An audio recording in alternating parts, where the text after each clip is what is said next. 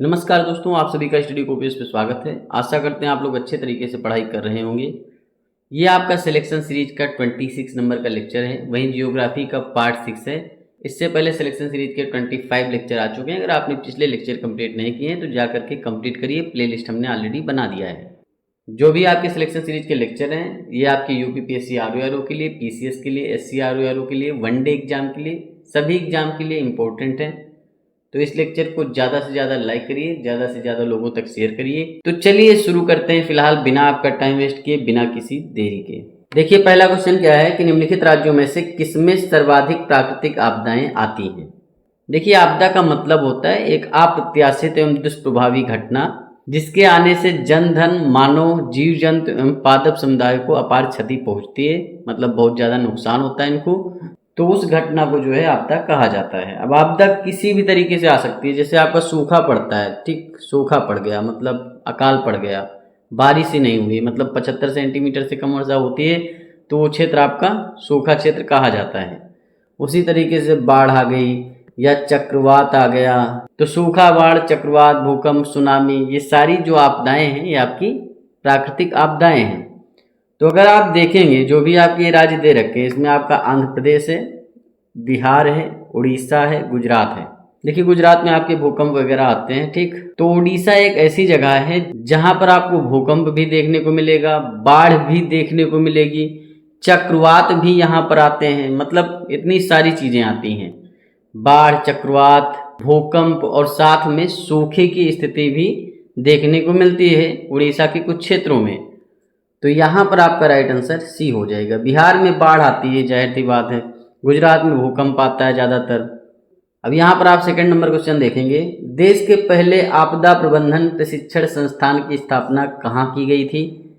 तो देखिए जो देश का पहला आपदा प्रबंधन प्रशिक्षण संस्थान था वो आपके लातूर, महाराष्ट्र में स्थापित किया गया था। सी आपका राइट आंसर हो जाएगा।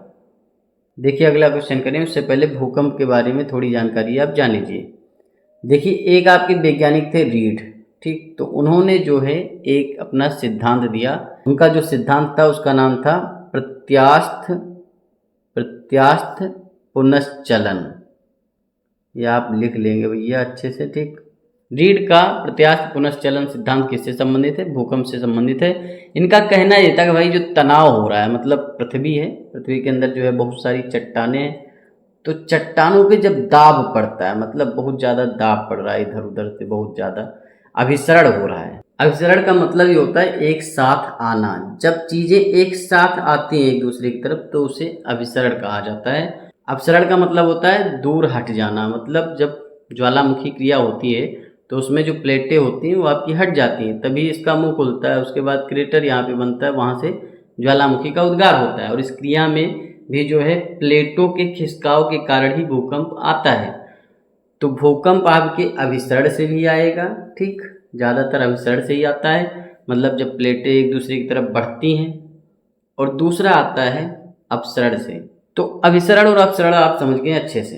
रीड महोदय का जो है प्रत्यास्थ पुनश्चलन का सिद्धांत है, उन्होंने कहा जो प्लेटें होती ना उन पर बहुत ज़्यादा जब प्रेशर पड़ता है, मतलब दबाव पड़ता है, मतलब जब संपीड़न बल इन पर लगता है तो इनमें वलन की क्रिया होती है और ये प्लेटें आपस में मुड़ने लगती हैं। जब मुड़ने की जगह नहीं मिलती तो ये प्लेटें टूट भी जाती हैं, और जब टूटती हैं तो बहुत भयंकर वाला भूकंप आता है।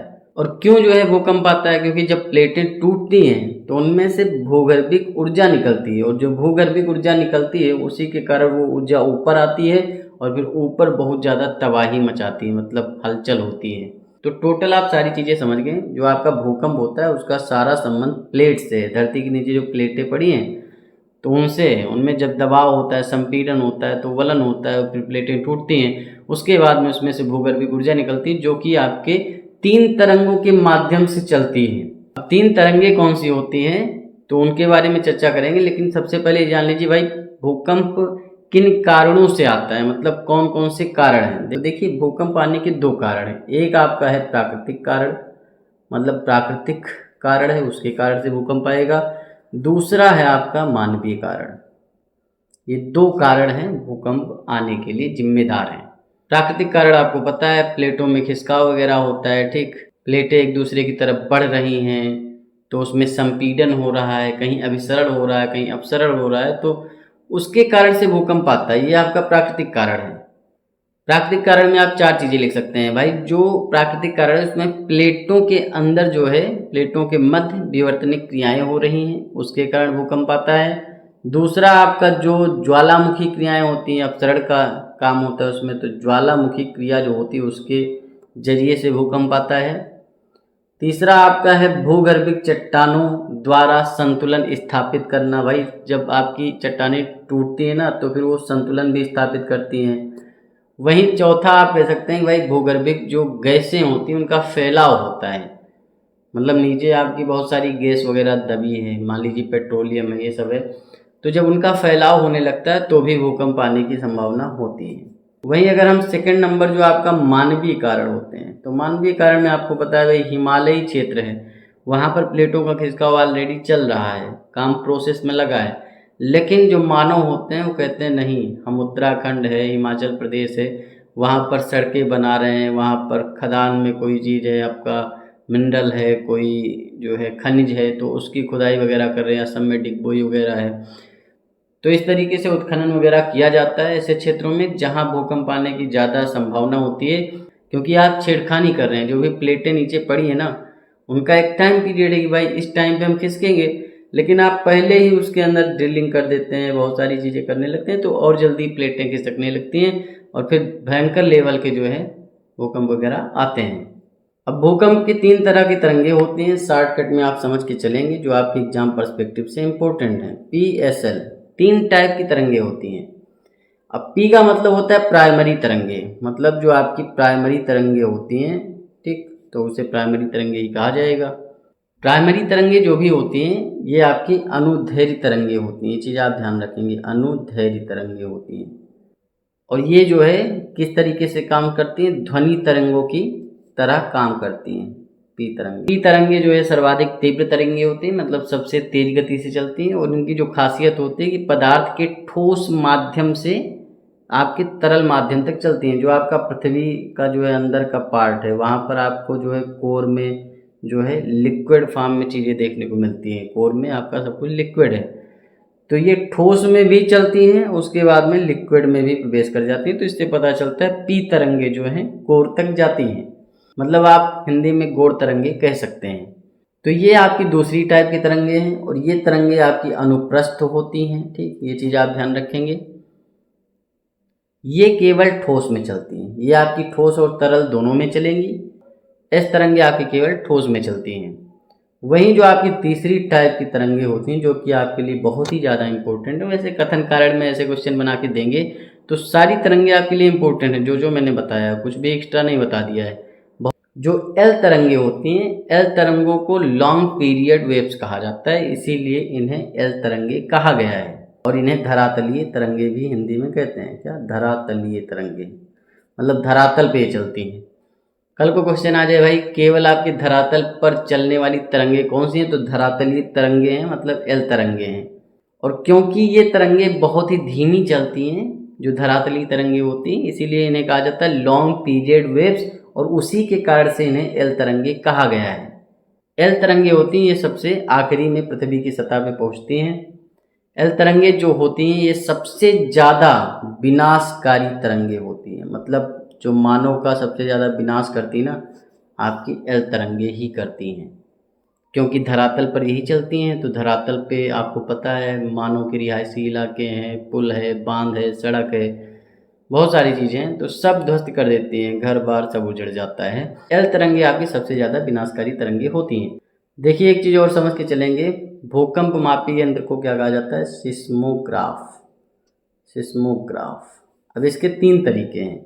एक आपका है फेरल, जो आपके हैं फेरल का राशि स्केल, उसके आधार पे जो है नापा जाता है।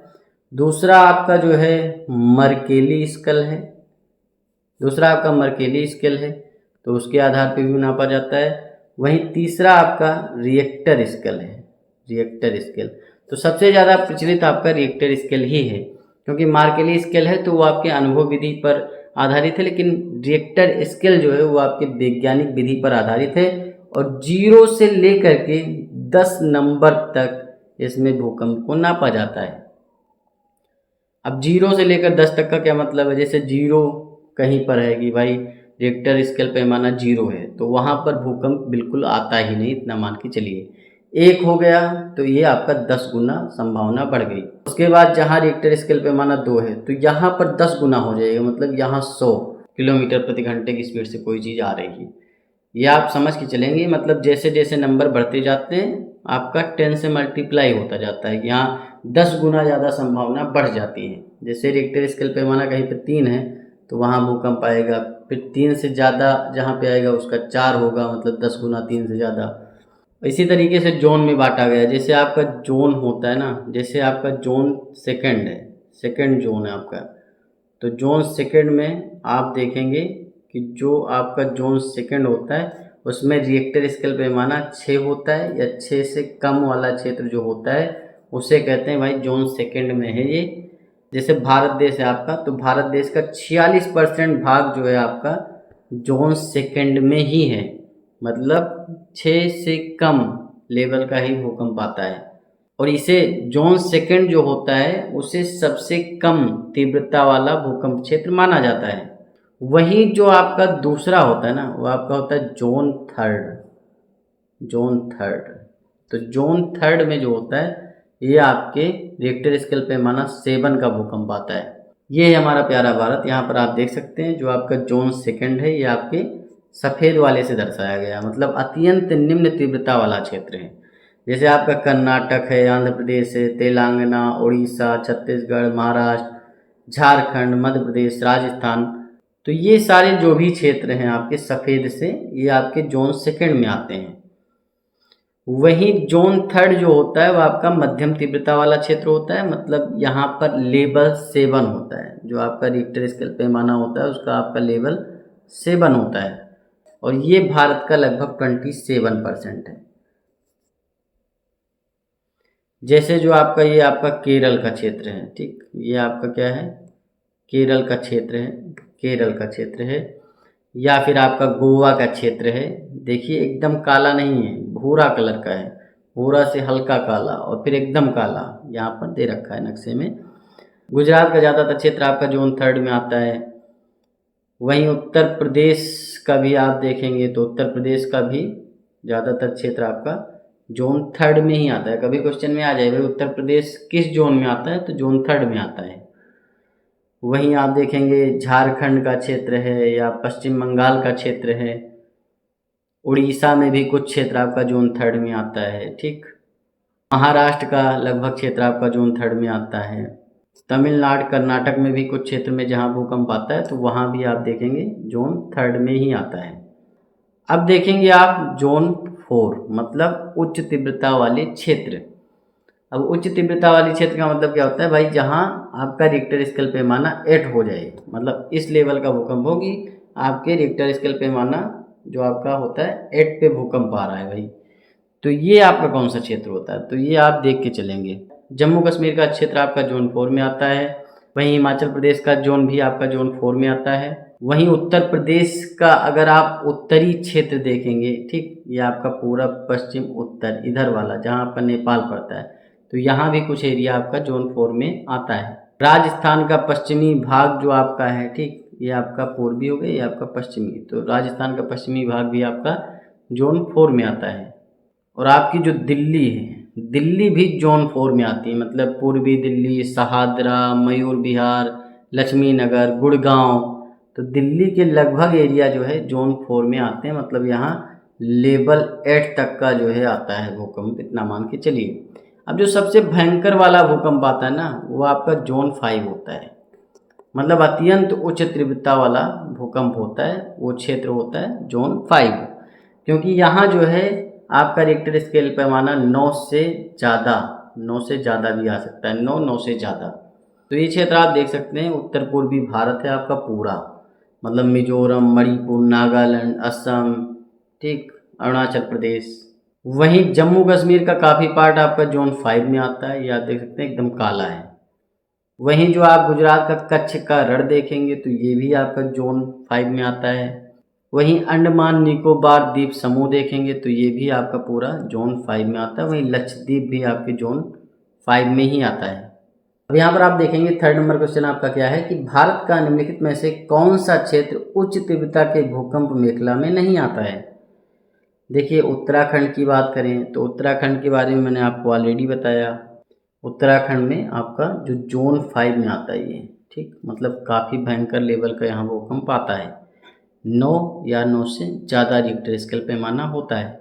वहीं हिमाचल प्रदेश की बात करें तो हिमाचल प्रदेश के भी कुछ क्षेत्र हैं जहाँ पर आपका जोन 4 में भी आता है, ठीक, जोन 4 और जोन 5 दोनों में आपके जो है हिमाचल प्रदेश आता है। वहीं अगर बात करें कच्छ की तो भाई कच्छ में तो जोन 5 वाला आता है, ठीक, बहुत भयंकर लेवल का यहाँ पे भूकंप आता है। कर्नाटक का पठार जो है ये आपकी उच्च तीव्रता वाले भूकंप मेखला में नहीं आता। सी राइट आंसर हो जाएगा। अब यहाँ पर 4 नंबर क्वेश्चन आप देखेंगे, नीचे 2 वक्तव्य दिए गए हैं, एक कथन ए है, दूसरा कारण आर है। कथन क्या है कि हिमालय में भूस्खलन की आवृत्ति में वृद्धि हुई है। कारण क्या है कि हाल के वर्षों में हिमालय में बड़े स्तर पर खनन कार्य हुआ है। नीचे दिए गए कोड से सही उत्तर चुनिए। देखिए मैंने आपको ऑलरेडी बताया भाई, जब आपका खनन कार्य होगा, उत्खनन होगा, तो चट्टानों के ऊपर प्रभाव पड़ता है, ठीक, जो आपकी नीचे प्लेटें पड़ी और हिमालय जो आपका है वहाँ पर वैसे भी चट्टानों में अभिसरण चलता रहता है। तो जब उत्खनन कर रहे हैं तो मतलब चट्टानों के साथ आप छेड़खानी कर रहे हैं, तो जब छेड़खानी करेंगे तो चट्टानें आपस में खिसकेंगी। जब चट्टानें खिसकेंगी तो जो ऊपर की मिट्टी वगैरह है वो भी खिसकेगी जो आपकी सतह पे है, तो वहाँ पर भूस्खलन होगा। तो पहला कथन भी सही है, कारण भी सही है, मतलब एक दूसरे से रिलेशन भी बन रहा है, मियाँ बीवी की जोड़ी बन रही है। तो यहाँ पर आपका राइट आंसर ए हो जाएगा। देखिए अगला क्वेश्चन करें उससे पहले आप चक्रवाती तूफानों के बारे में अच्छे से समझ लीजिए। भाई चक्रवाती तूफान होता क्या है। देखिए चक्रवाती तूफान का सिस्टम इतना सा है कि जब आपकी हवाएं होती हैं ना, हवाएं गर्म होती हैं तो गर्म होकर के ऊपर उठती हैं, ठीक, ऊपर उठ रही खटाखट ऊपर जा रही, मतलब अब मान लीजिए कोई ऐसा क्षेत्र है, ठीक, ये आपका पूरा एरिया है। अब यहाँ पर हवाएं गर्म होकर ऊपर तो उठ रही हैं, लेकिन उसमें भी एक ऐसा एरिया है जहाँ पर हवाएं कुछ ज़्यादा ही गर्म हो रही और ऊपर उठ जा रही हैं, मतलब, ठीक। तो ये हवाएं, ये भी गर्म है, यहाँ भी गर्म है, लेकिन यहाँ की अपेक्षा एक कम गर्म है। और यहाँ पर जो हवाएं ज़्यादा गर्म हो गई तो ऊपर चली गई, तो यहाँ पर बन गया निम्न दाब का क्षेत्र, निम्न दाब का क्षेत्र बन गया। तो ये हवाएं जो होंगी, अब इन्हें भी जगह चाहिए रहने के लिए कि भाई कहीं तो जगह मिले हमें। तो यहाँ जब निम्न दाब का क्षेत्र बन गया तो इसको भरने के लिए ये वाली हवाएं जो कि कम गर्म हैं ये अपना इधर चलने लगेंगी। अब इसे आप ऐसे समझ लीजिए, मतलब ये आपका है क्षेत्र, हवाएं जो है इसको भरने के लिए ऐसे चली बढ़िया मस्त मौला टाइप से चलती हैं। तो जब ये चलती हैं भैया तो ये यहाँ पर भरना चाहती हैं, और भरना चाहती हैं तो फेरल का एक नियम होता है। फेरल का नियम क्या है कि जो उत्तरी गोलार्ध है, क्योंकि हम लोग उत्तरी गोलार्ध में हैं, ठीक, ये आपका विषुवत रेखा है तो ये इधर उत्तरी गोलार्ध है, इधर आपका दक्षिणी गोलार्ध है। तो उत्तरी गोलार्ध में जो हवाएं होती हैं वो आपके दाहिने तरफ चलती हैं, मतलब अगर आप ऐसे खड़े होंगे तो दाहिना आपका इधर आएगा। तो इस तरीके से आप देखेंगे ऐसे चलेंगी ये, और ऐसे चलेंगी तो ऐसे ऐसे फिर अपना जो है ये पूरा सर्कल बना लेंगे इस तरीके का। बस ये होगा आपका चक्रवात, आप समझ के चलिए, ठीक। तो चक्रवात इसी तरीके से बनता है। अब जो आपका दक्षिणी गोलार्ध होगा तो उसमें आपको हवाएं पता है कि उसमें हवाएं आपकी बाईं तरफ चलेंगी। तो बाईं तरफ जब चलेंगी तो बाईं तरफ का मतलब इस तरीके से घूमेगा चक्रवात यहाँ पे, ठीक। वहीं उत्तरी गोलार्ध में इस तरीके से घूमेगा। वहीं एक चीज़ और ध्यान रखेंगे आप, जो आपका चक्रवात होता है इस तरीके से, तो उसका जो बीच का केंद्र होता है उसे क्या कहते हैं, उसे कहते हैं चक्रवात की आँख कहते हैं, ठीक, आँख। अब देखिए चक्रवात ऐसे ऐसे ऐसे ऐसे जैसे जैसे ऊपर उठता जाएगा इसका आकार क्या है, बढ़ता जाएगा, मतलब बड़ा होता जाएगा। तो ये बी आकार का शेप बनाता है। तो ऐसा क्वेश्चन भी पूछा गया भाई, जो आपका चक्रवात होता है इंग्लिश की किस शब्द की तरह आकार बनाता है, तो बी आकार। और चक्रवात को नापा जाता है टी स्केल से, टी स्केल, जैसे आपका जो है भूकंप रिएक्टर स्केल से नापते हैं उसी तरीके से चक्रवात टी स्केल से नापते हैं। अब इतना तो मैंने समझा दिया, अब यहाँ पर भी जो लिखा है वो भी पढ़ लीजिए। चक्रवाती तूफान, चक्रवात वायुमंडल में हवाओं के चक्राकार आकार के वायुपिंड होते हैं, मैंने बता दिया। अब देखिए उत्तरी गोलार्ध में इसकी दिशा घड़ी की सुइयों के विपरीत, भाई मैंने बताया आपका क्या है, उत्तरी गोलार्ध में दाहिने ओर जो है घूमेंगी, तो ये आपका जो घड़ी तो भाई इस तरीके से घूमती ना, तो सही है, घड़ी की दिशा के विपरीत घूम रही हैं हवाएं। वहीं दक्षिणी गोलार्ध में घड़ी की सुइयों की दिशा में भी होती हैं, तो ये समझने की बात है, ठीक, दिशा वगैरह आप समझेंगे। भारत में चक्रवात बंगाल की खाड़ी, अरब सागर दोनों ही प्रभावित होते हैं। बंगाल की खाड़ी में बहुत ज़्यादा टेम्परेचर होता है, निम्न दाब बनता है और यहाँ पर अधिक चक्रवात उत्पन्न होते हैं। यहाँ से उठने वाले चक्रवात घड़ी की सुइयों की दिशा के विपरीत घूमते हैं, क्योंकि हम लोग उत्तरी गोलार्ध में हैं, तो जाहिर सी बात है जो चक्रवात घूमेंगे भाई तो घड़ी की सुइयों की विपरीत दिशा में घूमेंगे। अगर हम लोग ऑस्ट्रेलिया में होते तो वहाँ पर जो है घड़ी की दिशा में चक्रवात घूमते हैं, क्या दिक्कत थी।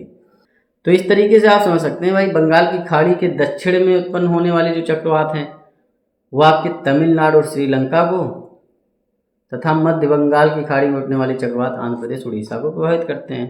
मतलब ऐसे आप समझ सकते हैं, जो दक्षिण में आपके बंगाल की खाड़ी में उठेगा वो तमिलनाडु का ही एरिया पड़ता है, श्रीलंका पड़ता है, मध्य वाला आपका उड़ीसा आंध्रा पड़ता है। तो ये सारी चीज़ें हैं।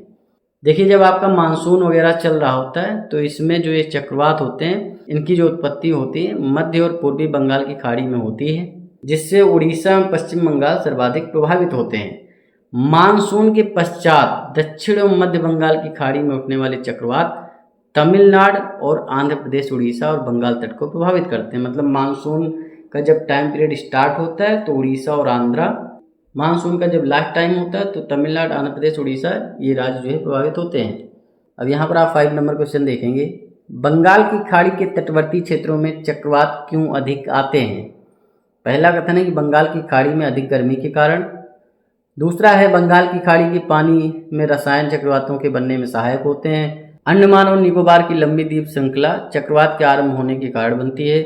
शंक्वाकार होने के कारण बंगाल की खाड़ी में बने चक्रवात उत्तर की ओर चलते हैं। देखिए ये भी गलत, ये भी गलत, ये भी गलत।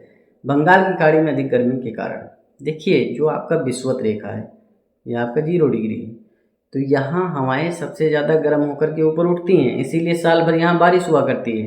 तो जहाँ ज़्यादा गर्मी होगी वहीं पर अधिक चक्रवात बनेंगे, तो सबसे ज़्यादा चक्रवात आपके विषुवत रेखा पर ही बनेंगे। उसके बाद जैसे जैसे आप बढ़ते चले जाएंगे तो वैसे ही चक्रवात का स्तर कम होता चला जाएगा। भाई ध्रुव वगैरह पे है ना, उत्तरी ध्रुव है, दक्षिणी ध्रुव है, ठीक, तो वहाँ पर चक्रवात नहीं आते हैं उस टाइप के।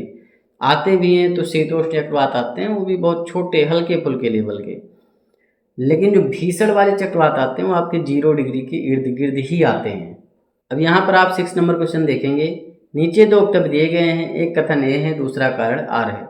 कथन क्या है कि पिछले 2 दशकों में उत्तर भारतीय मैदानों में बाढ़ की बारंबारता बढ़ गई है।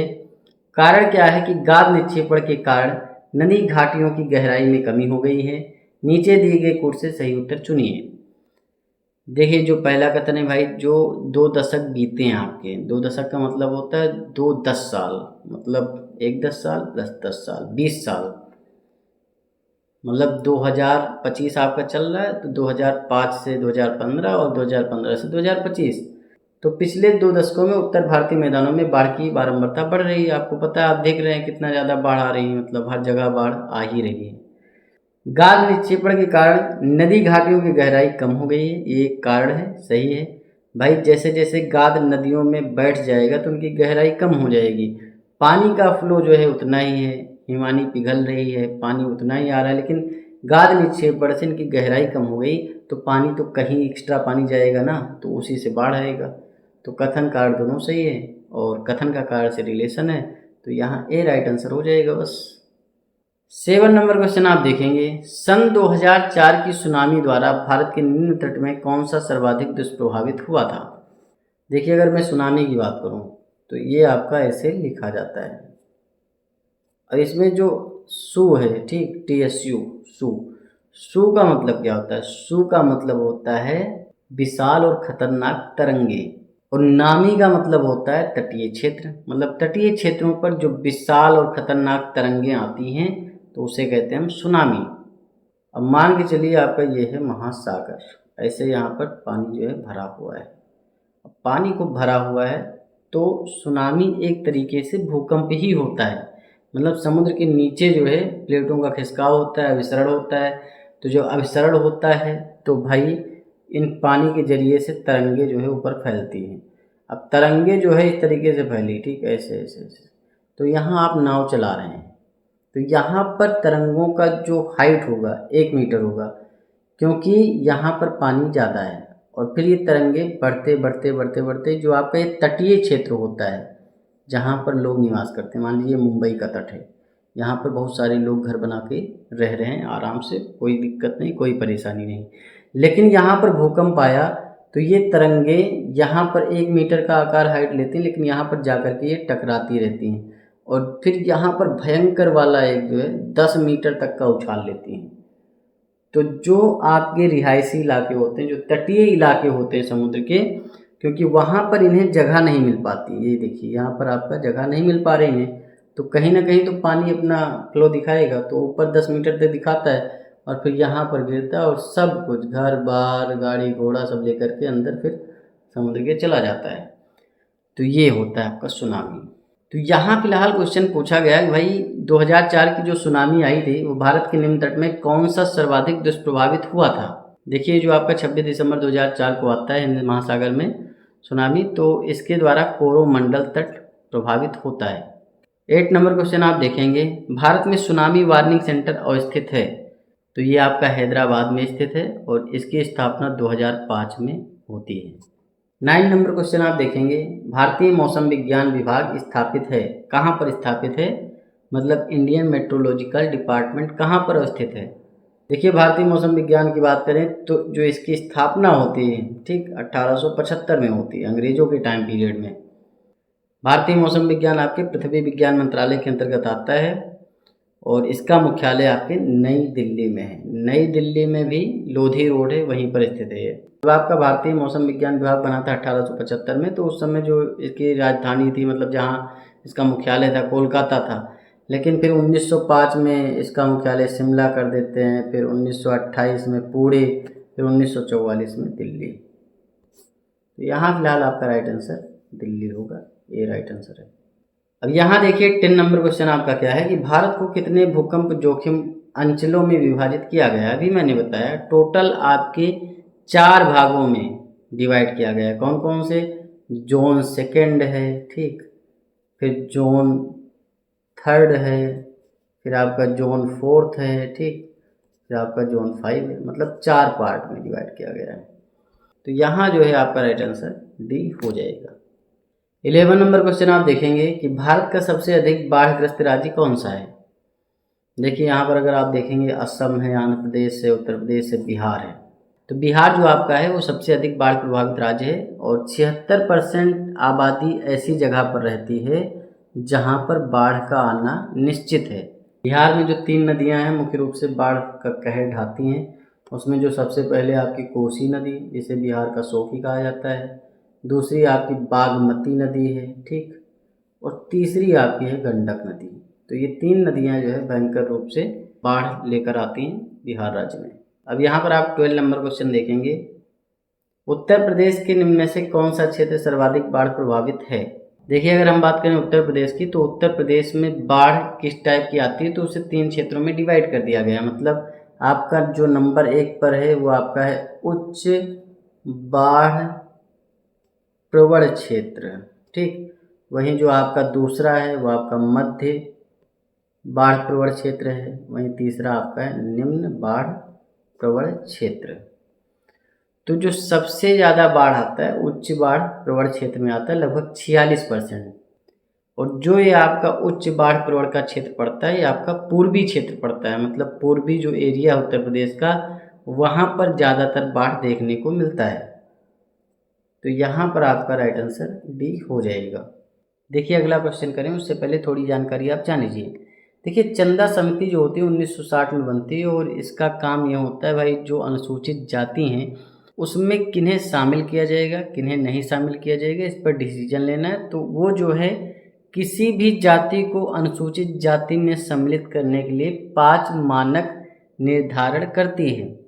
पहला होता है भौगोलिक एकाकीपन, दूसरा होता है विशिष्ट संस्कृति, तीसरा पिछड़ापन कितना है, चौथा है आपका संकुचित स्वभाव, वहीं आदिम जाति के लक्षण। अब यहाँ पर आप 14 नंबर क्वेश्चन देखेंगे। अनुसूचित जातियों के अंतर्गत किसी भी जाति को शामिल करने के लिए मानक है।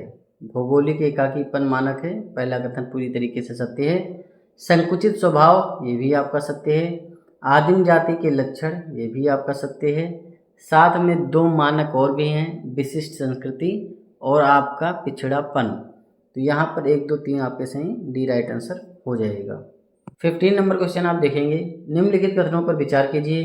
पहला कथन है आदिवासी भाषाओं में गोंडी बोलने वालों की संख्या सबसे ज़्यादा है। वहीं दूसरा कथन है कि भारतीय राज्यों में एकमात्र झारखंड में ही 5 आदिवासी भाषाओं राजभाषा का दर्जा प्रदान किया गया है। उपयुक्त कथनों में से कौन सा सही आपको बताना है। देखिए, आदिवासी जो होते हैं उनकी जो है विशिष्ट भाषा होती है, तो उसे कहा जाता है आदिवासी भाषा। जो भी हमारे यहाँ आदिवासी हैं उन्हें मुख्यतः 3 तरह की भाषा परिवारों में बांटा गया है। जैसे आपकी गोंडी भाषा क्षेत्र के हो गए, दूसरा आपके द्रविड़ भाषा क्षेत्र के आदिवासी हो गए, तीसरा आपके आस्ट्रिक भाषा क्षेत्र के आदिवासी हो गए। अगर आदिवासियों में सबसे ज़्यादा कौन सी भाषा बोली जाती है, तो भीली भाषा है, तो भीली भाषा सबसे ज़्यादा बोली जाती है। वहीं दूसरे नंबर पे आपकी गोंडी आती है और तीसरे नंबर पे आपकी संथाली आती है। मतलब संथाल लोग होते हैं वो संथाली बोलते हैं। तो यहाँ पर आपका पहला कथन पूरी तरीके से असत्य हो जाएगा, क्योंकि आदिवासी लोगों में जो सबसे ज़्यादा भाषा बोली जाती है वो आपकी भीली, मतलब भील लोग जो हैं वो आपके सबसे ज़्यादा भीली बोलते हैं। तो यहाँ गोंडी गलत हो जाएगा। वहीं भारतीय राज्यों में एकमात्र झारखंड में ही 5 आदिवासी भाषाओं राजभाषा का दर्जा प्रदान किया गया है, तो दूसरा कथन आपका सत्य है। तो यहाँ पर आपका बी हो जाएगा, केवल 2। 16 नंबर क्वेश्चन आप देखेंगे। थारू जनजाति, निम्नलिखित कथनों पर विचार कीजिए। पहला कथन है कि ये नेपाल और भारत के सीमावर्ती तराई क्षेत्र में पाई जाने वाली एक जनजाति है। दूसरा है ये दीपावली को शोक पर्व के रूप में मनाते हैं। उपयुक्त कथनों में से कौन सा सही आपको बताना है। देखिए, थारू जनजाति की अगर मैं बात करूं तो थारू जनजाति आपके नेपाल और भारत के सीमावर्ती क्षेत्रों में पाई जाती है, एकदम सही बात है। और नेपाल में तो अगर बात करें तो 6.6% जो है थारू जनजाति ही है।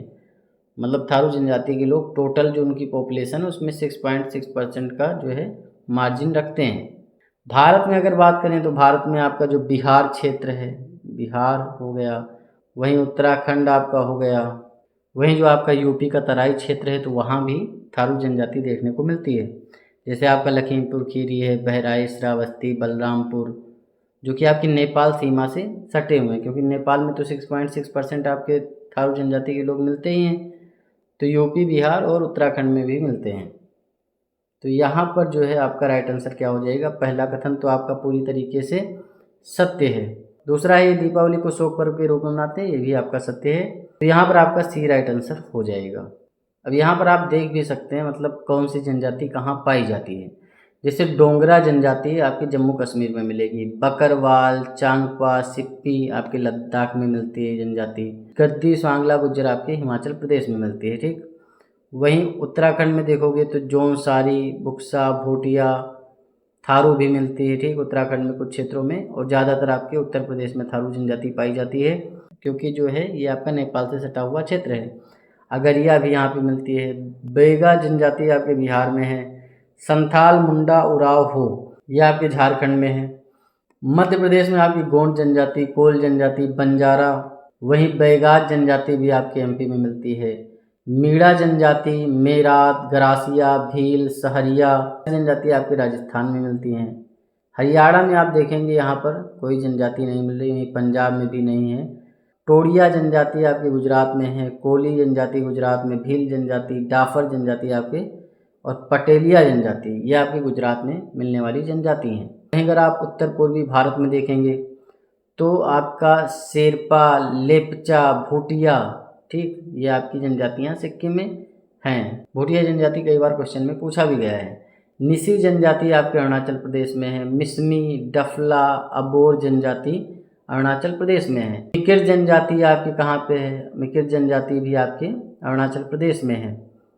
वहीं दिमास जनजाति है, ठीक, बोडो जनजाति आपके असम में है। वहीं मेघालय में आप देखेंगे तो खासी जनजाति है, अंगामी जनजाति है। लुसाई जनजाति मिजोरम में है, ठीक। लुसाई की पहाड़ियाँ भी देखने को मिलती हैं। माओ जनजाति, कुकी जनजाति जो आपके कहाँ पे है, मणिपुर में है। वहीं त्रिपुरा में अगर आप देखेंगे तो रियांग और नोसिया जनजाति मिलती है। पश्चिम बंगाल में हंजोग और संथाल जनजाति है। वहीं उड़ीसा में भूमिज, कोया, बोडा, भुइया, सौरा, खोंड ये जनजाति देखने को मिलेंगी। महाराष्ट्र में आपको कोली, बार्ली, कोडाकू, शोर जनजाति मिलेगी। चेजू जनजाति आपके तेलंगाना में है। बंजारा, गोंड, येरुकला, कोया आपके आंध्र प्रदेश में है। कुर्गी कर्नाटक, पनियान नीलगिरी पहाड़ी पे के पास में मिलती हैं। ठीक, वहीं आपके तमिलनाडु में मलैया जनजाति है। मोपला, कुरुम्बा, एला, कादर आपके केरल में मिलने वाली जनजातियां हैं। वहीं अगर आप अंडमान निकोबार पे देखेंगे तो सोम्पेन जनजाति मिलती है। ओंग, सेंटले, जारवा जनजाति, महा अंडमनीज, तो ये सारी जनजातियां अंडमान निकोबार पे मिलती हैं। अब यहाँ पर 18 नंबर क्वेश्चन आप देखेंगे, निम्नलिखित में से कौन सी जनजाति अरुणाचल प्रदेश की नहीं है। देखिए अरुणाचल प्रदेश में अबोर जनजाति आपको देखने को मिलेगी। ठीक, वहीं पर अगर आप देखेंगे तो मिसमी जनजाति भी आपको अरुणाचल प्रदेश में देखने को मिलेगी। आपा तामी जो जनजाति है ये भी आपको मिलेगी। साथ में अरुणाचल प्रदेश में जो है दफला जनजाति भी आपको देखने को मिलेगी। खोवा जनजाति की बात करें तो खोवा जनजाति भी यहाँ मिलेगी। गालो जनजाति की बात करें तो गालो जनजाति भी अरुणाचल प्रदेश में मिलेगी। मोम्बा जनजाति की अगर बात करें तो मोम्बा जनजाति भी आपको अरुणाचल प्रदेश में मिलेगी। कौन सी जनजाति नहीं मिलेगी, तो आपकी जयंतिया नहीं मिलेगी, क्योंकि जयंतिया है, गारो जनजाति है, खासी जनजाति है, या फिर आपकी भोई जनजाति है। भोई और मिकिर ये आपकी जनजातियाँ किसकी हैं, ये आपके मेघालय में पाई जाने वाली जनजातियाँ हैं। थोड़ा उल्टा हो गया, 18 पहले आ गया, 17 बाद में, तो समझ के चलेंगे। जनसंख्या के हिसाब से भारत की सबसे बड़ी जनजाति कौन सी है। देखिए अगर बात करें भारत की सबसे बड़ी जनजाति की, तो सबसे बड़ी जो जनजाति अपने यहाँ पाई जाती है 2011 की जनगणना के अनुसार वो आपकी भील जनजाति है। तो ये आपका राइट आंसर हो जाएगा।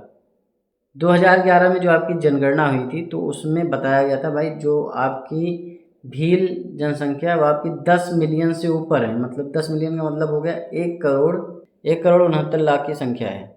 तो कभी 10 मिलियन से ऊपर दे दे तो कंफ्यूज नहीं होना है। वहीं अगर बात करें गोंड जनजाति की, तो गोंड जनजाति जो है ये प्राग द्रविड़ प्रजाति के होते हैं।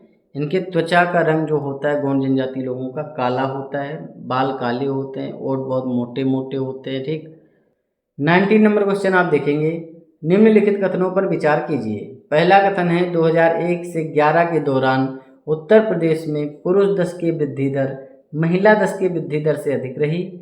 वहीं दूसरा कथन है 10 की जनसंख्या वृद्धि दर की दृष्टि से देश के सभी राज्यों तथा केंद्र शासित प्रदेशों में राज्य का 14वां स्थान है। उपयुक्त कथनों में से कौन सा सही आपको बताना है। देखिए अगर बात करें उत्तर प्रदेश में 2001 से 11 के दौरान जो 10 की वृद्धि हुई है वो आपकी 19.31% पुरुषों की वृद्धि हुई है। वहीं महिलाओं की जो वृद्धि हुई है वो आपकी 21.23% हुई है। आप देख सकते हैं महिलाओं की 10 की वृद्धि ज़्यादा है पुरुषों से, तो पहला कथन आपका गलत हो जाएगा। यहाँ पर दे रखा है कि भाई जो पुरुष 10 की वृद्धि वो महिलाओं से ज़्यादा है, तो पहला कथन गलत है। वहीं दूसरा कथन है कि 10 की जनसंख्या वृद्धि दर की दृष्टि से देश के सभी राज्यों तथा केंद्र शासित प्रदेशों में जो आपका यूपी है उसका 14वां स्थान था, तो दूसरा कथन आपका सत्य है, ये एकदम सही बात है। तो यहाँ पर आपका राइट आंसर सेकंड हो जाएगा, बी ही सही है बस। 20 नंबर क्वेश्चन आप देखेंगे, जनगणना 2011 के अनुसार उत्तर प्रदेश का सर्वाधिक 10 की वृद्धि वाला जिला है।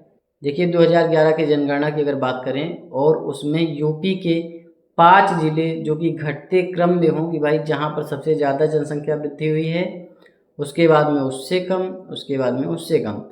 तो यहाँ पर आप देख सकते हैं जो सबसे ज़्यादा जनसंख्या वृद्धि हुई आपके गौतम बुद्ध नगर में हुई है। ठीक, गौतम बुद्ध नगर में कितने परसेंट की वृद्धि हुई है, 49.1% की। उसके बाद में सेकंड नंबर पे आपका गाजियाबाद आता है, यहाँ पर जो 10 की वृद्धि हुई 41.3% हुई है। फिर आपका श्रावस्ती आता है 30.something%। उसके बाद बहराइच आएगा, बहराइच के बाद में आपका बलरामपुर आएगा। तो यहाँ आप देख सकते हैं जो आपका सर्वाधिक 10 की वृद्धि दर वाला जिला है वो आपका गौतम बुद्ध नगर है, डी राइट आंसर हो जाएगा। अब यहाँ पर आप 21 नंबर क्वेश्चन देखेंगे। जनगणना 2011 के अनुसार उत्तर प्रदेश का सबसे कम दशकीय वृद्धि वाला जिला है, मतलब जहाँ सबसे कम जनसंख्या वृद्धि हुई है पिछले 10 सालों में, मतलब 2001 से लेकर 2011 तक। देखिए सबसे ज़्यादा वाला तो मैंने आपको ऑलरेडी बता ही दिया, मतलब गौतम बुद्ध नगर में सबसे ज़्यादा जनसंख्या वृद्धि हुई है। उसके बाद में गाजियाबाद, फिर श्रावस्ती, फिर आपका बहराइच, फिर बलरामपुर। लेकिन घटते क्रम में अगर आप देखेंगे तो आपका कानपुर सबसे नंबर 1 पे 9.91% यहाँ पर दशकीय वृद्धि हुई है। तो क्वेश्चन में आ जाए भाई सबसे कम दशकीय वृद्धि कहाँ पे हुई, तो कानपुर नगर में हुई है। देहात और नगर अलग अलग है, तो ए राइट आंसर हो जाएगा। कानपुर नगर के बाद अगर आप देखेंगे तो आपका हमीरपुर है। हमीरपुर में 11.1% की दशकीय वृद्धि हुई है। उसके बाद में आपका बागपत आता है, ठीक, बागपत में 11.9% है। फिर फतेहपुर है, ठीक, फतेहपुर, फिर आपका देवरिया। तो ये आप समझ के चलेंगे, यहाँ पर आपका कानपुर नगर आपका सही है। वहीं दूसरे नंबर पे आपका हमीरपुर है, तीसरे पे बागपत है, चौथे पे आपका फतेहपुर है, ठीक, फतेहपुर, और पाँचवें पे आपका देवरिया है। देखिए अगला क्वेश्चन करें उससे पहले थोड़ी जानकारी आप जान लेंगे। 2011 की जो जनगणना हुई उसमें जो उत्तर प्रदेश का औसत जनघनत्व है वो आपका 829 व्यक्ति प्रति वर्ग किलोमीटर है, मतलब 1 किलोमीटर का जो क्षेत्र है उसमें 829 व्यक्ति रहते हैं, जो कि राष्ट्रीय औसत 382 से 447 अधिक है। और जनघनत्व के आधार पर जो यूपी है वो आपके चौथे नंबर पे आता है। यूपी आपको पता है भाई चौथे स्थान पे आएगा। तो इससे पहले 3 स्टेट कौन से हैं, वो आपके बिहार हैं, ठीक, बिहार में जो औसत जनघनत्व है वो आपका 1106 है, मतलब प्रति वर्ग किलोमीटर में 1106 लोग रहते हैं। वहीं जो आपका पश्चिम बंगाल है यानी वेस्ट बंगाल है, वहाँ पर 1028 लोग प्रति वर्ग किलोमीटर में रहते हैं।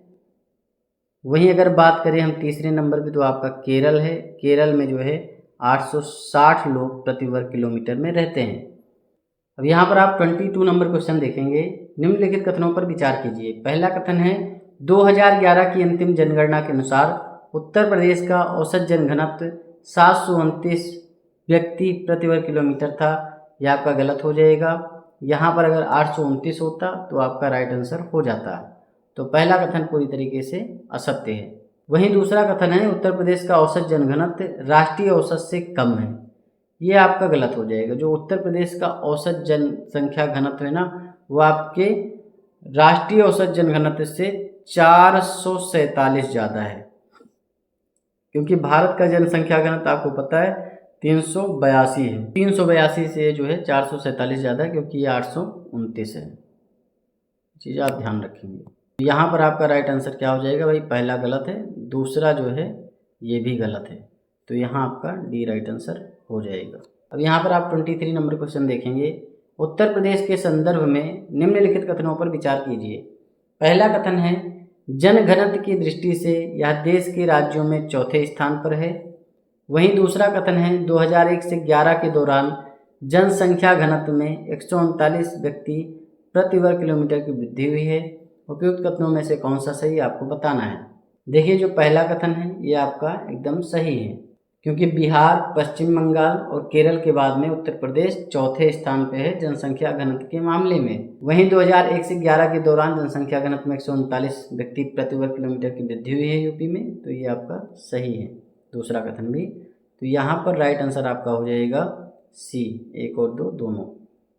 अब यहाँ पर आप 24 नंबर क्वेश्चन देखेंगे। उत्तर प्रदेश के शीर्ष 4 जनसंख्या घनत्व वाले जिले बढ़ते क्रम में हैं। देखिए अगर उत्तर प्रदेश के शीर्ष 5 जनसंख्या वाले हम घनत्व की बात करें तो सबसे नंबर 1 पे आपका गाजियाबाद आता है, ठीक, जी से आपका हो जाएगा गाजियाबाद। यहाँ पर जो आपका जनसंख्या घनत्व है 3971 व्यक्ति प्रति वर्ग किलोमीटर में रहता है। तो सबसे ज़्यादा जनसंख्या घनत्व आपके गाजियाबाद में ही है। उसके बाद में सेकंड नंबर पे आता है आपका वाराणसी, जहाँ पे 2395 लोग प्रति वर्ग किलोमीटर में रहते हैं। फिर आपका आ जाता है लखनऊ, जहाँ पर 1816 लोग प्रति वर्ग किलोमीटर में रहते हैं। वहीं पर आपका भदोही आ जाता है। भदोही में आपके 1565 यानी 1555 लोग प्रति वर्ग किलोमीटर में रहते हैं। उसके बाद आपका कानपुर। तो यहाँ पर जो आपका राइट आंसर हो जाएगा भाई गाजियाबाद, गाजियाबाद के बाद वाराणसी, फिर लखनऊ, भदोही, फिर आपका कानपुर। ए राइट आंसर हो जाएगा। 25 नंबर क्वेश्चन आपका क्या है कि उत्तर प्रदेश के न्यूनतम 4 जनसंख्या घनत्व वाले जिले बढ़ते क्रम में हैं। देखिए 5 जनसंख्या घनत्व वाले घटते क्रम में मैंने आपको बता दिया भाई। जो सबसे नंबर 1 पे है आपका गाजियाबाद है, उसके बाद में आपका वाराणसी, फिर लखनऊ, भदोही, कानपुर। लेकिन यहाँ पूछा गया भाई न्यूनतम 4 जनसंख्या घनत्व वाले जिले बढ़ते क्रम में, मतलब जो सबसे कम है उसके बाद उससे ज़्यादा, उससे ज़्यादा, उससे ज़्यादा। देखिए बात करें जो सबसे नंबर 1 पे आपका आता है ललितपुर। ललितपुर में जनसंख्या घनत्व सबसे कम है, मतलब 242 लोग ही प्रति वर्ग किलोमीटर में रहते हैं। उसके बाद में आपका सोनभद्र आता है, वहाँ पर 270 लोग प्रति वर्ग किलोमीटर में रहते हैं। वहीं फिर आपका हमीरपुर आता है 275 लोग। उसके बाद में आपका महोबा आता है 279 लोग। फिर आपका चित्रकूट आता है 308 लोग। तो यहाँ आपका राइट आंसर कौन सा हो जाएगा? ललितपुर। ललितपुर के बाद में सोनभद्र, सोनभद्र के बाद Hamirpur, Mahoba. D right answer हो जाएगा। यहाँ आप देख भी सकते हैं शीर्ष 5 जनसंख्या घनत्व वाले जिले गाजियाबाद, वाराणसी, लखनऊ, भदोही, कानपुर। वहीं न्यूनतम 5 जनसंख्या घनत्व वाले जिले आपके ललितपुर, सोनभद्र, हमीरपुर, महोबा, चित्रकूट। वहीं आप देखेंगे 2011 की जनगणना के अनुसार उत्तर प्रदेश की कुल साक्षरता दर 67.7% है। मतलब यूपी में 67.7% लोग जो है साक्षर हैं, जिसमें पुरुष साक्षरता आपकी 77.3% और महिला साक्षरता 57.2% है। उत्तर प्रदेश की ग्रामीण साक्षरता आपके 65.46% है और नगरीय साक्षरता आपकी 75.14% है, मतलब 10% एक्स्ट्रा है नगर में। वहीं जो आपकी साक्षरता दर में वृद्धि हुई है 2001 से 11 के दौरान, वो आपकी 11.4% है और देश में औसत साक्षरता की दृष्टि से उत्तर प्रदेश का 29वां स्थान है। वहीं अगर आप देखेंगे भाई उत्तर प्रदेश के सर्वाधिक औसत साक्षरता वाले 5 जिले कौन से हैं, मतलब सबसे ज़्यादा साक्षर, फिर कम साक्षर, फिर उससे कम, तो गौतम बुद्ध नगर में सबसे ज़्यादा लोग साक्षर हैं। फिर आपका कानपुर नगर है, फिर औरैया है, फिर इटावा है, फिर आपका गाजियाबाद है। अगर न्यूनतम साक्षरता वाले जिले देखेंगे तो आपका श्रावस्ती पहले नंबर पे है, फिर बहराइच, फिर बलरामपुर, फिर आपका बदायूं, फिर आपका रामपुर। तो यहाँ पर आप 26 नंबर क्वेश्चन देखेंगे। उत्तर प्रदेश की साक्षरता के संदर्भ में निम्नलिखित कथनों पर विचार कीजिए। पहला कथन है जनगणना 2011 के अनुसार उत्तर प्रदेश की कुल साक्षरता 67.7% है। वहीं दूसरा कथन है उत्तर प्रदेश की ग्रामीण साक्षरता नगरीय साक्षरता से अधिक है। उपयुक्त कथनों में से कौन सा सही आपको बताना है। देखिए जो पहला कथन है भाई, जो 2011 की जनगणना हुई तो यूपी की अगर कुल साक्षरता की बात करें तो 67.7% है। आपका पहला कथन पूरी तरीके से सत्य है। और वहीं पुरुष की अगर बात करें मेल की तो जो है 77.3% है साक्षरता। वुमेन की बात करें तो ये आपके 57.2% है। कुल मिलाकर के 67.7% है। दूसरा कथन आपका गलत हो जाएगा, क्योंकि जो ग्रामीण साक्षरता है वो आपकी कितनी है? ग्रामीण साक्षरता आपकी 65.46% है। वहीं नगरीय साक्षरता आपकी 75.14% है। तो कौन ज़्यादा है? नगरीय साक्षरता। यहाँ लिखा है ग्रामीण साक्षरता नगरीय साक्षरता से ज़्यादा है, तो यहाँ आपका सेकंड नंबर गलत हो जाएगा। केवल एक आपका सही है, तो ए राइट आंसर हो जाएगा। 27 नंबर क्वेश्चन आप देखेंगे। उत्तर प्रदेश के सर्वाधिक औसत साक्षरता वाले 4 शेष जिले घटते क्रम में। देखिए जो सबसे पहले नंबर पे है आपका गौतम बुद्ध नगर है, तो यहाँ बुद्ध नगर लिखा है। उसके बाद में गौतम बुद्ध नगर के बाद में कोई जिला साक्षर है तो कानपुर नगर है। कानपुर नगर के बाद में औरैया, फिर इटावा और उसके बाद में गाजियाबाद। बी राइट आंसर हो जाएगा। वहीं 28 नंबर क्वेश्चन आप देखेंगे। उत्तर प्रदेश के न्यूनतम साक्षरता वाले 4 जिले बढ़ते क्रम में। देखिए जो न्यूनतम साक्षरता है वो सबसे कम साक्षरता की बात करें तो आपकी श्रावस्ती में है। श्रावस्ती के बाद में थोड़ा बहुत सुधार होता है तो बहराइच में, उसके बाद बलरामपुर, फिर आपके बदायूं में। बदायूं के बाद में आपके रामपुर में सबसे ज़्यादा साक्षरता है, तो बी राइट आंसर हो जाएगा। 29 नंबर क्वेश्चन आप देखेंगे। अनुसूचित जनजाति की संख्या की दृष्टि से भारत का सबसे बड़ा राज्य कौन सा है? देखिए जो अनुसूचित जनजाति सबसे ज़्यादा है वो आपके मध्य प्रदेश में है, तो ए राइट आंसर आपका हो जाएगा। देखिए अगला क्वेश्चन करें उससे पहले थोड़ी जानकारी आप संथाल के बारे में जान लीजिए। संथाल जनजाति के बारे में जाति है वो झारखंड राज्य की एक प्रमुख अनुसूचित जनजाति है, जो मुख्य रूप से संथाल परगना प्रमंडल एवं पश्चिमी एवं पूर्वी सिंहभूमि, हजारीबाग, रामगढ़, धनबाद, गिरिडीह इन जिलों में निवास करती है। इसकी अगर कुछ आबादी की बात करें संथाल की तो बिहार राज्य के भागलपुर में भी मिलती है, भागलपुर, पूर्णिया, सहरसा, मुंगेर।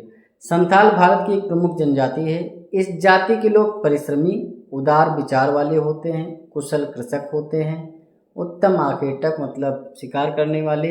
इनका जो जीवन रहा है अपने निकटवर्ती क्षेत्रों के लोगों से सदा संघर्ष का जीवन रहा है। संथाल जनजाति हिंदू धर्म, ईसाई धर्म, बौद्ध धर्म एवं आदि धर्म को मानने वाली है। संताड़ी भाषा भाषी के लोग मूल रूप से खिरवाड़ समुदाय से आते हैं, मतलब इनका जो समुदाय है खिरवाड़ है। अब यहाँ पर आप 30 नंबर क्वेश्चन देखेंगे। संथाल जनजाति के संदर्भ में निम्नलिखित कथनों पर विचार कीजिए। पहला कथन है ये झारखंड राज्य की एक प्रमुख अनुसूचित जनजाति है। वहीं दूसरा कथन है इस जाति के लोग कुशल कृषक और उत्तम आखेटक होते हैं। उपयुक्त कथनों में से कौन सा सही आपको बताना है। पहला कथन पूरी तरीके से सत्य है। जो झारखंड राज्य है वहाँ की एक प्रमुख अनुसूचित जनजाति है आपकी संथाल। वहीं ये लोग जो होते हैं कुशल कृषक होते हैं, उत्तम आखेटक होते हैं, उदार विचारों वाले और परिश्रमी होते हैं। तो आपका दूसरा कथन भी सत्य है, सी राइट आंसर हो जाएगा। 31 नंबर क्वेश्चन आप देखेंगे। गोंड जनजाति के संदर्भ में निम्नलिखित कथनों पर विचार कीजिए। पहला कथन है यह द्रविड़ परिवार की एक जनजाति है। दूसरा कथन है ठाठिया नृत्य गोंड जनजाति द्वारा दीपावली पर किया जाने वाला नृत्य है। उपयुक्त कथनों में से कौन सा सही है ये आपको बताना है। देखिए अगर मैं गोंड जनजाति की बात करूं तो ये आपके ऑस्ट्रोलाइड नस्ल से संबंधित है। किससे? ऑस्ट्रोलाइड नस्ल से संबंधित है और वहीं ये द्रविड़ परिवार की एक जनजाति है। तो पहला कथन आपका पूरी तरीके से सत्य हो जाएगा। कभी क्वेश्चन में दे दे भाई गोंड जनजाति किस नस्ल की है तो ऑस्ट्रोलाइड नस्ल की है, ये भी चीज़ आप ध्यान रखेंगे। कभी कल को क्वेश्चन में प्राक द्रविड़ दे दे तो भी आप कंफ्यूज नहीं होंगे कि हाँ गोंड जनजाति प्राक द्रविड़ की है, तो ये भी आपका कथन पूरी तरीके से सत्य होगा। देखिए जो गोंड जनजाति के लोग होते हैं ना, उनके जो बाल होते हैं, मतलब ये गोंड जनजाति का कोई इंसान है अगर, ठीक, तो उसके बाल बहुत ही काले काले होंगे, मतलब बहुत ही काले काले होंगे। उसके ओठ बहुत मोटे होंगे, बहुत ही ज़्यादा मोटे होते हैं उसके ओठ। नाक इनकी बहुत ही बड़ी होती है और फैली हुई होती है इस तरीके से। तो यहाँ पहला कथन सत्य हो जाएगा। गोंड जनजाति द्रविड़ परिवार की है और साथ में ऑस्ट्रोलाइड नस्ल की है। ठाठिया नृत्य गोंड जनजाति द्वारा दीपावली पर किया जाने वाला नृत्य है, तो ये भी आपका कथन सत्य है। एक और दो दोनों सही है, तो आपका सी राइट आंसर हो जाएगा। अब यहाँ पर आप गोंड जनजाति के बारे में पढ़ भी सकते हैं। गोंड जनजाति समुदाय भारत की प्रमुख जनजाति समुदाय है। भारत के कच्छ प्रदेश, विंध्य पर्वत, सिवान, सतपुड़ा पठार, छत्तीसगढ़ मैदान, दक्षिण तथा दक्षिण पश्चिम में गोदावरी नदी तक फैले हुए पहाड़ों और जंगलों में रहने वाली ऑस्ट्रोलाइड नस्ल और द्रविड़ परिवार की एक जनजाति है, जो संभवतः 5वीं-6ठी शताब्दी में दक्षिण से गोदावरी के तट को पकड़कर मध्य भारत के पहाड़ों में फैल गई। ठाठिया नृत्य जो है दीपावली के अवसर पर गोंड जनजाति जो है नृत्य के रूप में मनाती है। वहीं मीणा अथवा मीना जो है मुख्यतः भारत के राजस्थान व मध्य प्रदेश राज्यों में निवास करने वाली एक जनजाति है। इन्हें वैदिक युग के मत्स्यगढ़ राज्य के मत्स्य जनजाति का वंशज कहा जाता है, जो कि 6ठी शताब्दी ईसा पूर्व में पल्लवित हुई है। मीणाओं के मुखिया को पटेल कहते हैं। मीणाओं के कच्चे घरों को छपरा या टापरा कहते हैं। मीणाओं के कच्चे घरों में मोरनी मांडड़ी कार्यक्रम होता है। मीणाओं में पंचायत को चौरासी कहा जाता है। मीणा रेवासा गांव सीकर में स्थित जिण माता की उपासना करते हैं। मीणाओं में बाल विवाह होता है। अब यहाँ पर आप 32 नंबर क्वेश्चन देखेंगे। मीणा अथवा मीना जनजाति के संदर्भ में निम्नलिखित कथनों पर विचार कीजिए। पहला कथन है कि इन्हें वैदिक युग के मत्स्यगढ़ राज्य के मत्स्य जनजाति का वंशज कहा जाता है। पहला कथन पूरी तरीके से सत्य है। दूसरा कथन है इनमें पंचायत को टापरा कहा जाता है। यह आपका गलत हो जाएगा, क्योंकि जो टापरा कहा जाता है मीणाओं के कच्चे घरों या मकानों को कहा जाता है, न कि पंचायत को। पंचायत को कहा जाता है चौरासी। ठीक, चौरासी। मीणाओं में बाल विवाह भी होता है, चीज़ भी आप समझ के चलेंगे। तो यहाँ पर जो आपका राइट आंसर है भाई, पहला सही है दूसरा गलत है, तो यहाँ पर केवल एक यानी ए राइट आंसर हो जाएगा। 33 नंबर क्वेश्चन आप देखेंगे। भारत में लिंगानुपात कम होने के कारणों में निम्नलिखित में से शामिल है। देखिए जो भारत में लिंगानुपात कम हो रहा है, मतलब स्त्री पुरुष जो आपका रेशियो है लिंगानुपात का, तो वो लगातार कम होता जा रहा है। तो उसके कारण क्या हैं? तो जो पहला कारण दे रखा है, शेषावस्था में कन्या शिशुओं की हत्या, होता है भाई, हरियाणा वगैरह में, राजस्थान वगैरह में तो बहुत ही होता है। तो पहला कथन पूरी तरीके से सत्य है। बच्चे के जन्म के समय अधिक संख्या में स्त्रियों की मृत्यु होती है, तो दूसरा कारण भी आपका सत्य है। वही तीसरा कारण है गर्भावस्था में भ्रूण हत्या, तो ये आपका तीसरा कारण भी आपका सही है। उपयुक्त कथनों में से कौन सा सही? तीनों सही हैं, आपका डी राइट आंसर हो जाएगा। 34 नंबर क्वेश्चन आप देखेंगे, भोटिया जनजाति कहाँ पाई जाती है? देखिए भोटिया जनजाति जो है वो आपके हिमालय में पाई जाती है, और ये जो है 9वीं शताब्दी में जो है वो तिब्बत से आई हुई जनजाति है। भोटिया जनजाति को भूटानी भी कहते हैं, और भोटिया जनजाति के ज़्यादातर लोग पहाड़ी एरिया में रहते हैं, और ये उत्तराखंड के तिब्बत से लगे हुए हैं, तो ये आपका हो जाएगा सी राइट आंसर। भोटिया जनजाति आपकी कहाँ पाई जाती है? आपके उत्तराखंड में। 35 नंबर क्वेश्चन आप देखेंगे, उत्तर प्रदेश में निम्नलिखित में से कौन सी जनजातियाँ पाई जाती हैं? पहला है बुक्सा, थारू, महागीर। बुक्सा जनजाति उत्तर प्रदेश में पाई जाती है। थारू भी जो है उत्तर प्रदेश के तराई क्षेत्र में पाई जाती है। महागीर भी जो है उत्तर प्रदेश में पाई जाती है। थारू जनजाति जो है आपकी दीपावली को शोक के रूप में मनाते हैं, ये चीज़ आपको पता होगा। वहीं जो बुक्सा जनजातियों की खासियत होती है भाई, बुक्सा जनजाति जो होते हैं वो हिंदुओं की तरीके से अनुलोम व प्रतिलोम विवाह करते हैं, और हिंदी भाषा बोलने वाली जनजाति है आपकी बुक्सा जनजाति। तो ये तीनों जनजातियां आपके उत्तर प्रदेश में पाई जाती हैं, डी आपका राइट आंसर हो जाएगा। 36 नंबर क्वेश्चन आप देखेंगे, कोलम जनजाति कहाँ पाई जाती है? देखिए कोलम जनजाति की अगर मैं बात करूँ तो ये आपके आंध्र प्रदेश में पाई जाने वाली जनजाति है, सी आपका राइट आंसर हो जाएगा। कोलम जनजाति के साथ साथ अगर आंध्र प्रदेश की कुछ जनजातियों की बात करें, जैसे आपकी चेचू जनजाति जो है वो भी आपके आंध्र प्रदेश में पाई जाती है। चेचू के साथ अगर आप देखेंगे तो आपकी प्रधान एक जनजाति है, प्रधान भी एक जनजाति, ये भी आपके आंध्र प्रदेश में पाई जाती है। कोंडा कपूर जनजाति भी आपके आंध्र प्रदेश में मिलती है। जटापा जनजाति भी आपकी जो है वो आंध्र प्रदेश में पाई जाती है। गुर्जर जनजाति कहाँ पे पाई जाती है ये आपको बताना है। सिक्किम में, हिमाचल प्रदेश, जम्मू कश्मीर, मध्य प्रदेश। गुर्जर को कहीं कहीं गुज्जर कहा जाता है, कहीं गूंजर कहा जाता है, कहीं पे गोजर कह दिया जाता है, और कहीं कहीं वीर गुर्जर कहा जाता है। तो आप गुर्जर जनजाति कह लीजिए या गुर्जर जाति कह लीजिए, ये मुख्यतः आपके उत्तर भारत यानी जम्मू कश्मीर जो आपका पड़ता है JNK, वहाँ पे पाई जाती है। पाकिस्तान में पाई जाती है, ठीक, पाकिस्तान में, अफ़गानिस्तान में। गुर्जर एक ऐसी जाति है या जनजाति है जो कि अफ़गानिस्तान का जो राष्ट्रगान है तो उसमें भी इनका उल्लेख होता है। तो यहाँ पर जो आपका राइट आंसर हो जाएगा जम्मू, सी राइट आंसर हो जाएगा। अब यहाँ पर 38 नंबर क्वेश्चन आप देखेंगे, सूची 1 है, सूची 2 है, यहाँ पर आपको मिलान करना है। एक तरफ आपके राज्य हैं, एक तरफ आपकी जनजाति है। देखिए उड़ीसा में जो जनजाति पाई जाती है वो आपकी जुआंग है, खोंड है, भूमिज है, खरिया है। तो यहाँ आपका भूमिज दे रखा है तो भूमिज हो जाएगा। भूमिज के साथ साथ जुआंग जनजाति भी यहाँ मिलती है, चीज़ आप ध्यान रखेंगे। झारखंड में आपकी हो जनजाति मिलती है, ठीक, मुंडा जनजाति, ठीक, मुंडा जनजाति, उराव, संथाल, बिरहोर, ये सारी जनजाति मिलती हैं। पश्चिम बंगाल में आपकी कोड़ा जनजाति मिलती है। कोड़ा के साथ साथ मुंडा जनजाति भी पश्चिम बंगाल में मिलती है, संथाल भी मिलते हैं, उराव भी मिलते हैं। उत्तर प्रदेश में आपकी खरवार जनजाति मिलती है, खरवार के साथ में बुक्सा है। यहाँ फिलहाल ए का पहला, बी का दूसरा, तो ABCD हो जाएगा, मतलब 1 2 3 4।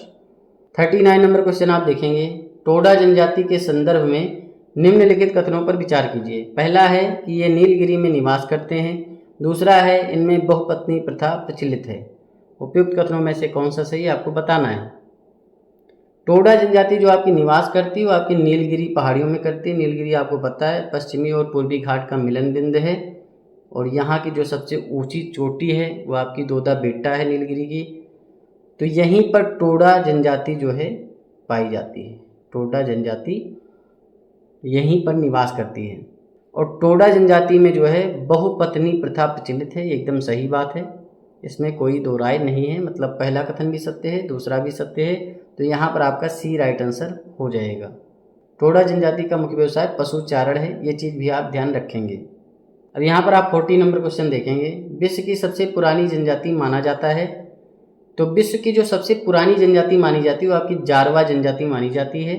और जारवा जनजाति आपको कहाँ पर देखने को मिलती है? आपके अंडमान निकोबार द्वीप समूह पर देखने को मिलती है। ये जनजाति पाषाण युग से संबंधित मानी जाती है। वहीं टोडा जनजाति आपको पता है तमिलनाडु में मिलती है, ठीक। संथाल आपको पता है झारखंड का क्षेत्र है। 41 नंबर क्वेश्चन आप देखेंगे, 2011 की जनगणना के अनुसार भारत का निम्नतम साक्षर जिला है। देखिए जो 2011 की जनगणना होती है उसके अनुसार जो है मध्य प्रदेश का अलीराजपुर जिला जो है वो सबसे निम्नतम साक्षर जिला है। पी राइट आंसर हो जाएगा। वहीं जो सबसे अधिक साक्षर जिला है वो आपका मिजोरम का सरचिप जिला है। तो ये चीज़ भी आप ध्यान रखेंगे भाई, सबसे ज़्यादा साक्षर जिला कौन सा है भारत में, तो मिजोरम का सरचिप जिला है। और सबसे कम साक्षर जिला कौन सा है, मध्य प्रदेश का अलीराजपुर जिला है। पुदुचेरी के माहे जिला की अगर बात करें तो यहाँ पर सबसे ज़्यादा लिंगानुपात देखने को मिलता है 1176, मतलब 1176 लेडीज़ हैं और 1000 पुरुष हैं, क्योंकि जो लिंगानुपात बनता है वो 1000 पुरुषों पर ही बनता है। पुरुषों को 1000 लेकर चला जाता है, उसके हिसाब से स्त्रियों की संख्या बताई जाती है। वहीं अगर बात करें दमन जिला की तो यहाँ पर सबसे कम लिंगानुपात है, लगभग 533 महिलाएं हैं प्रति 1000 पुरुष पे, मतलब यहाँ पर सबसे कम लिंगानुपात देखने को मिलता है। 42 नंबर क्वेश्चन आप देखेंगे, 2011 की जनगणना के अनुसार भारत में किस राज्य में ऋणात्मक विकास दर्ज किया गया है। अब आपको पता है जनगणना का मतलब होता है जनसंख्या जो है काउंट किया गया है जब, तो पता चला भाई कि जो नागालैंड है वहाँ पर जनसंख्या बढ़ी नहीं उल्टा घट गई है, तो नागालैंड में ऋणात्मक विकास दर्ज किया गया है। ए राइट आंसर हो जाएगा। देखिए अगला क्वेश्चन करें उससे पहले थोड़ी जानकारी आप जान लीजिए। जनगणना 2011 वाली जो होती है उसमें भारत की ये 15वीं जनगणना थी, और स्वतंत्रता के बाद अगर आप देखेंगे तो इस 7वीं जनगणना थी, क्योंकि आपको पता है जो जनगणना स्टार्ट होती है 1881 से होती है, तो वहाँ से अगर देखेंगे तो ये आपकी 15वीं जनगणना है। वहीं अगर स्वतंत्रता के बाद हम देखते हैं तो ये आपकी 7वीं जनगणना है, ठीक। जनगणना 2011 का जो आदर्श वाक्य था, हमारी जनगणना हमारा भविष्य। रजिस्ट्रार जनरल और जनगणना आयोग जिनके तहत जनगणना 2011 आयोजित की गई थी, इनका नाम था सी चंद्रा मौली। तो ये चीज़ भी आप ध्यान रखेंगे। विश्व की कुल जनसंख्या में भारत का प्रतिशत है 17.5%। दशकीय जन्म वृद्धि दर जो हुई है वो आपकी 18.14 करोड़ हुई है, मतलब 17.7% की दशकीय जन्म वृद्धि हुई है, मतलब इतना मान के चलिए। भारत में पुरुषों की जनसंख्या जो है आपकी 62.31 करोड़ है, महिलाओं की 58.57 करोड़। भारत में अगर लिंगानुपात की बात करें तो 940 महिलाएं हैं 1000 पुरुषों पे। सर्वाधिक लिंगानुपात वाले राज्य की बात करें तो केरल 1084, तमिलनाडु 996, आंध्र प्रदेश 993, मणिपुर 992, छत्तीसगढ़ 991। न्यूनतम लिंगानुपात वाला राज्य आपका 878 नंबर के साथ में हरियाणा है। सर्वाधिक लिंगानुपात वाला जो जिला है वो आपका पुदुचेरी का माहे जिला है 1176 लोगों के साथ। जिला की बात हो रही है। न्यूनतम लिंगानुपात वाला जिला आपका दमन है 533 लोगों के साथ, मतलब 533 महिलाएं प्रति 1000 पुरुषों पे। सर्वाधिक जनसंख्या वाला केंद्र शासित प्रदेश जो आपका है वो आपका दिल्ली है 1.67 करोड़। सर्वाधिक साक्षरता वाला केंद्र शासित प्रदेश आपका लक्षद्वीप है। न्यूनतम साक्षरता वाला जो केंद्र शासित प्रदेश है 77.65% यहाँ पर साक्षरता दर है, और ये आपका जो केंद्र शासित प्रदेश है दादर एवं नागर हवेली है, ठीक, दादर एवं नागर हवेली। अब यहाँ पर आप 43 नंबर क्वेश्चन देखेंगे। जनगणना 2011 के संदर्भ में गलत कथन है। पहला कथन है यह भारत की 17वीं जनगणना थी, यही गलत हो जाएगा क्योंकि ये भारत की 15वीं जनगणना थी। स्वतंत्रता के बाद 7वीं जनगणना थी, ये आपका कथन सही है पूरी तरीके से। आदर्श वाक्य था हमारी जनगणना हमारा भविष्य, ये भी सही है। जनगणना आयुक्त थे श्री चंद्रा मौली, ये भी सही, मतलब आपका ए राइट आंसर हो जाएगा क्योंकि यही कथन गलत है और यहाँ पर पूछा गया है कौन सा गलत है, तो ये आपका राइट आंसर हो जाएगा। 44 नंबर क्वेश्चन आप देखेंगे। जनगणना 2011 के संदर्भ में गलत कथन है। विश्व की कुल जनसंख्या में भारत का प्रतिशत 17.5% है। वहीं दशकीय जन्म वृद्धि आपकी 18.14 करोड़ है, जो परसेंटेज में देखेंगे तो आपका आएगा 17.7%। भारत में पुरुषों की जनसंख्या जो है आपकी 68.31 करोड़ है, यही कथन आपका गलत हो जाएगा क्योंकि जो भारत में पुरुषों की जनसंख्या है वो आपकी कितनी है 62.31 करोड़, और यहाँ पर जो महिलाओं की संख्या होगी 58.47 करोड़ यहाँ पर लिखा होना था, ये मिसप्रिंट है, और यहाँ पर आपका सी राइट आंसर हो जाएगा क्योंकि यही गलत है। 45 नंबर क्वेश्चन आप देखेंगे। निम्नलिखित में से किस राज्य का लिंगानुपात शेष राज्यों से कम है। केरल राज्य का जो लिंगानुपात है वो आपका 1084 महिलाएं हैं प्रति 1000 पुरुषों पे। वहीं छत्तीसगढ़ का देखेंगे तो 991 महिलाएं हैं प्रति 1000 पुरुष पे। तमिलनाडु का देखेंगे तो 996 महिलाएं हैं। आंध्र प्रदेश का देखेंगे तो ये हैं 993। तो यहाँ पर छत्तीसगढ़ आपका राइट आंसर हो जाएगा, क्योंकि यहीं पर सबसे कम महिलाएं देखने को मिल रही प्रति 1000 पुरुष पे। बी राइट आंसर हो जाएगा। अब यहाँ पर आप 46 नंबर क्वेश्चन देखेंगे। जनगणना 2011 के संदर्भ में सर्वाधिक साक्षरता वाला केंद्र शासित राज्य कौन सा है? देखिए, सर्वाधिक साक्षरता वाला जो केंद्र शासित राज्य है वो आपका लक्षद्वीप है। 92.28% लोग यहाँ पे साक्षर हैं। तो कभी आपका केंद्र शासित प्रदेश में सबसे ज़्यादा साक्षर पूछ ले तो लक्षद्वीप होगा, और अगर राज्य में पूछे तो आपका केरल होगा। तो यहाँ पर आपका बी राइट आंसर हो जाएगा। दादरा एवं नागर हवेली जो आपका है वो सबसे कम साक्षरता दर है यहाँ पे, अगर केंद्र शासित प्रदेश के मामले में देखा जाए, क्योंकि यहाँ पर जो आपका साक्षरता दर है वो आपका 77.65% है, जो कि किसी भी केंद्र शासित प्रदेश से कम है। अब यहाँ पर आप 47 नंबर क्वेश्चन देखेंगे। राष्ट्रीय जलमार्ग किन दो स्थान के बीच पड़ता है? तो ये आपकी गंगा नदी इलाहाबाद और हल्दिया के मध्य पड़ता है। ये आपका ए राइट आंसर हो जाएगा। अब यहाँ पर आप 48 नंबर क्वेश्चन देखेंगे। राष्ट्रीय जलमार्ग 27 किन दो स्थान के बीच पड़ता है? जो आपका राष्ट्रीय जलमार्ग 27 है ये आपके कंबरजुआ और जुआरी के साथ संगम से लेकर मंडोवी नदी तक पड़ता है। टोटल ये आपका 17 किलोमीटर का पार्ट है, ये चीज़ आप मान के चलेंगे।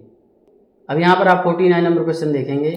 भारत में जलमार्ग के संदर्भ में निम्नलिखित कथनों पर विचार कीजिए। पहला कथन है, वर्तमान में देश भर में 111 राष्ट्रीय जलमार्ग हैं। पहला कथन पूरी तरीके से सत्य है। यह सड़क एवं रेल परिवहन दोनों के मुकाबले अधिक स्वच्छ एवं किफ़ायती है। तो दूसरा कथन भी सत्य है। उपयुक्त कथनों में से कौन सा सही? दोनों कथन सही है, सी आपका राइट आंसर हो जाएगा। 50 नंबर क्वेश्चन आप देखेंगे। भारतीय रेलवे के संदर्भ में निम्नलिखित कथनों पर विचार कीजिए। पहला कथन है कि भारत दुनिया का तीसरा सबसे बड़ा रेलवे नेटवर्क वाला देश है। वहीं दूसरा आपका कथन है, देश का लगभग 3/4 यात्री परिवहन तथा लगभग 60% माल परिवहन रेलों के माध्यम से संपन्न होता है। उपयुक्त कथनों में से कौन सा सही आपको बताना है। देखिए, जो आपका पहला कथन है कि भाई भारत दुनिया का तीसरा सबसे बड़ा रेलवे नेटवर्क वाला देश है, आपका गलत हो जाएगा, क्योंकि भारत दुनिया का चौथा सबसे बड़ा रेलवे नेटवर्क वाला देश है। वहीं दूसरे कथन में लिखा है भाई 3/4 यात्री जो है परिवहन तथा लगभग 60% माल परिवहन रेलों के माध्यम से संपन्न होता है।